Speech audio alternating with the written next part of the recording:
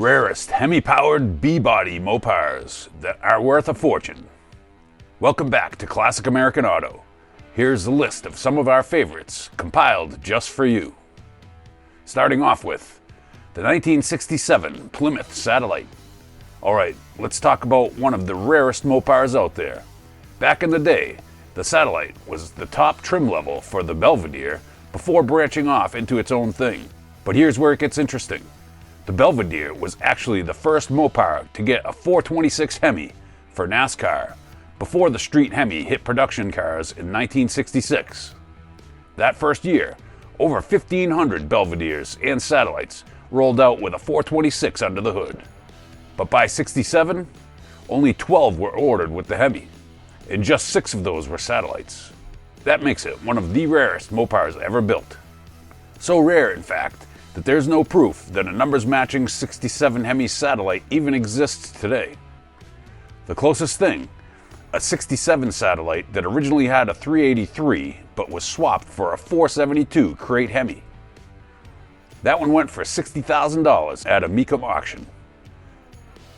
But if a real deal factory 426 Hemi '67 Satellite ever showed up, it'd probably fetch close to $500,000. Thanks for coming to our channel. We value your time and love to know what you think, so let us know in the comments. And hit subscribe if you want to see more.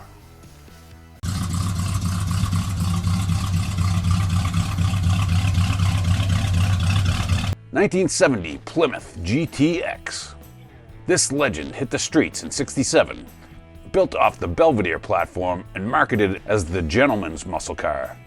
Basically, if the Roadrunner was the bare-bones speed demon, the GTX was the more refined, high-performance ride. By 1970, the GTX got a fresh redesign, gone were the sharp angles, replaced with smoother, more aerodynamic lines. Under the hood, you had 2 choices, the 440 V8 or the legendary 426 Hemi. Only 72 GTXs left the factory with the Hemi that year, and nobody knows exactly how many are still around. But in 2019, one of these unicorns popped up at Mecum Kissimmee with a 4-speed and went for $110,000, an absolute steal.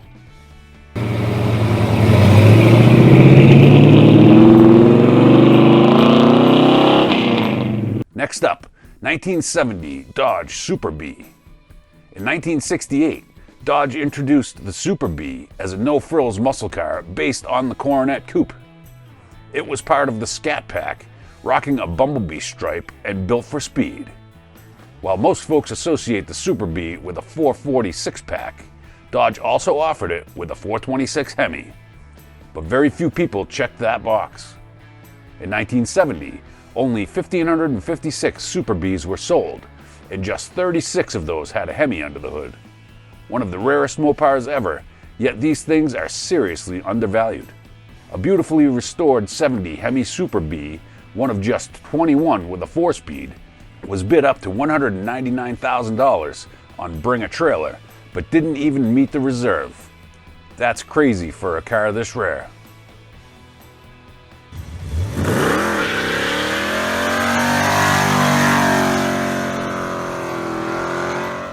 '70 Dodge Coronet RT. This famous name goes way back to 1949 when it was a big old luxury car, even available as an 8-passenger limo. By the 1960s though, it had become Dodge's bread and butter model, available in multiple body styles including a wagon. But when you optioned it with the legendary 426 Hemi, that's when it became a true street machine. In 1970, the final year for the Coronet RT, only 14 buyers opted for the Hemi Power, making these some of the rarest muscle cars out there. A legit 1970 Hemi Coronet recently changed hands for $247,500, and if one of the 2 known Hemi convertibles ever goes up for sale, it could break the $1 million mark.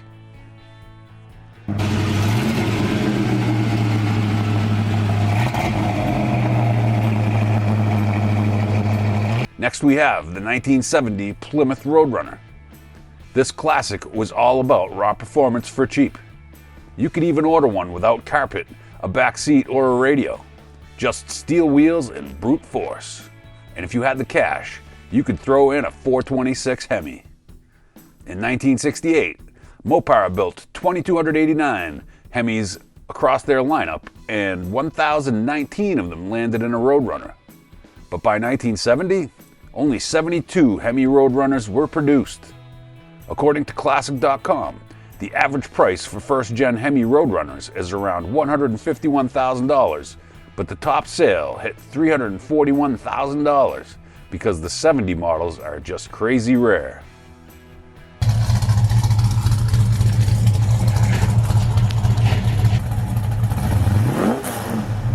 Next we have the 1970 Dodge Charger RT. Alright, let's talk about these second-gen Chargers from 68 to 70. They are probably the most iconic muscle cars ever made. If you've seen the Dukes of Hazzard or the Fast and Furious or Bullitt, then you know this car. Its presence on the big screen solidified its place in car culture. But here's the kicker.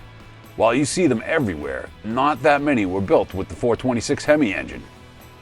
Out of the 2,532 second-gen Chargers made, only 872 were equipped with the 426, and just 112 of those were 1970 RT models with the Hemi. Now, due to decades of crashes and Hollywood wrecks, it's tough to know exactly how many still exist, but estimates suggest only about 15 to 50 of these Hemi Chargers are left in existence. With their rarity and that iconic engine, it's no surprise that these cars are worth mid-six figures today. They don't come cheap, but if you get your hands on one, it's a crown jewel.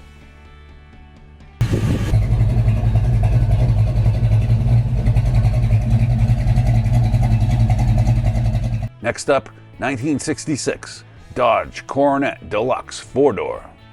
This next one is the real oddball. It sounds like a family sedan, right? Well, it's a whole lot more than that when you drop in the legendary 426 Hemi engine under the hood. In 1966, Dodge offered the Hemi engine in production vehicles for the first time, and someone thought it'd be a good idea to throw it into the Coronet Deluxe 4-door sedan. This muscle sedan was powered by the 426 cubic inch Hemi V8, cranking out a massive 425 horsepower and 490 foot-pounds of torque. This engine could propel a 4-door sedan to thrilling speeds, making it a true wolf in sheep's clothing. Just 5 of these weird muscle-powered sedans were built, and they're some of the rarest Mopars around today. And guess what? All 5 still exist, but they don't change hands too often. Back in 2007, one of these bad boys sold for a jaw-dropping $660,000 at Barrett-Jackson. That was over 15 years ago, so with today's inflation and increased demand, it'd probably fetch even more if one ever went up for sale again. Who knew a family sedan could pack such a punch? Next we have the 1970 Plymouth Superbird. Here's another one of those cars that didn't exactly take off when it was first released, but now it's one of the most desirable muscle cars around. Plymouth created the Superbird as a direct response to Dodge's Charger Daytona, and it's known for that wild rear wing and crazy nose cone. But when these cars hit dealer lots in the early 70s, buyers didn't know what to make of them, so much so that many just sat unsold for years.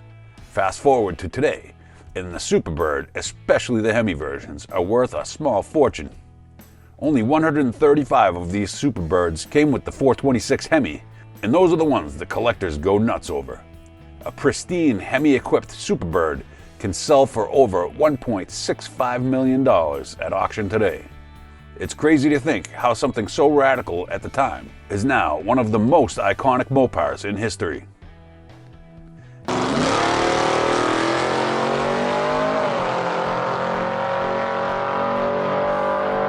And last but not least, 1969 Dodge Charger Daytona. And finally, we've got the Holy Grail. This car wasn't just built for looks, it was a full-blown NASCAR racer. The Charger 500 didn't cut it on the track due to aerodynamic issues, so Dodge went back to the drawing board and came up with the Daytona. With that wild nose cone and the massive rear wing, this car was designed for speed, and it worked. This was the first car to break 200 miles per hour on the track. To make it eligible for NASCAR, Dodge had to sell a certain number to the public, and they built 503 of them. But rumors say the actual number might be lower. What makes the 1969 Daytona even more desirable is that only 70 of these cars were optioned with the 426 Hemi, and those are the ones that are worth a small fortune today. These Hemi Daytonas regularly sell for nearly $2 million at auction. If you ever get a chance to own one, you've hit the jackpot. Alright folks, thanks for sticking around and checking out these rare Mopar gems with us. From family sedans with Hemi power to iconic muscle cars that dominate the streets, these cars are more than just classics, they're pieces of automotive history. If you enjoyed this, make sure to hit that like button and subscribe so you don't miss out on more cool car content. Got a favorite Mopar or a car you'd love to see featured? Drop it in the comments below. We always love hearing from you. Until next time, keep the engines revving and the wheels turning. If you enjoyed this video, hit that subscribe button so you don't miss out on any future videos. We love having you here, and we love knowing what you think, so let us know in the comments. Thanks for joining us on our YouTube channel, Classic American Auto.